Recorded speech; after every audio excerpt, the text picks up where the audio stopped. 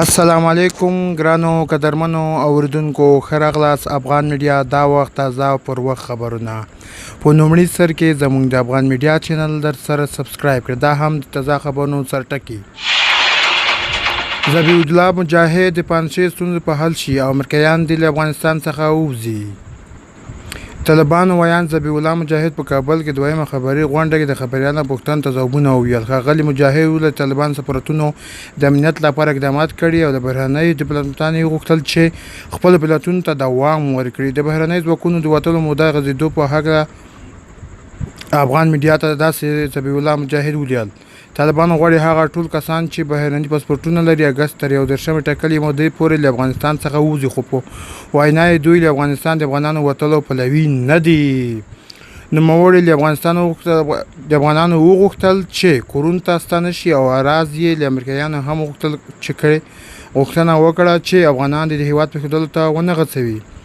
ښاغلي مجاهد وویل موږ له امریکایانو وغوښتل چې د افغانانو تحلیه کولو بلنه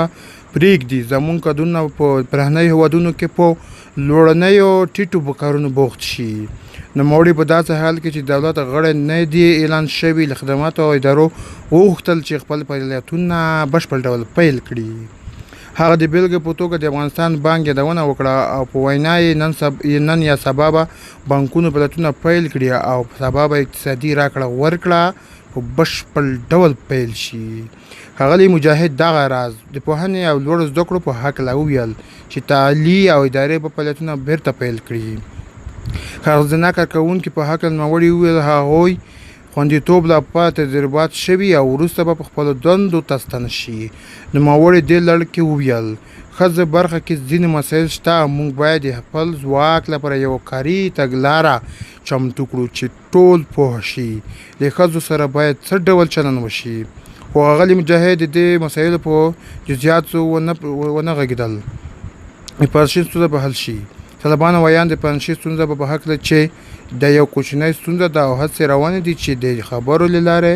حل شي ښاغلي مجاهد وویل طالبان جګړې ته پای ټکی ایښی دی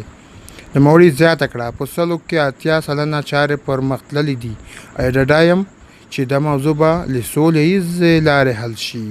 د ملي پوځ په حق ښاغلي مجاهد د دوی هڅې روانې دي چې پوځ بیا جوړ کړي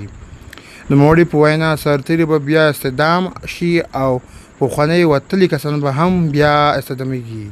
د طالبانو ویان د خپل مشر ملا هبت الله احسنزاده د زنګېدو یو پوښتنې په ځواب کې وویل چې نوموړي به ډېر ژر دنده پیل وکړي ګرانو قدرمنو او د موداو تازه او پر وخت خبر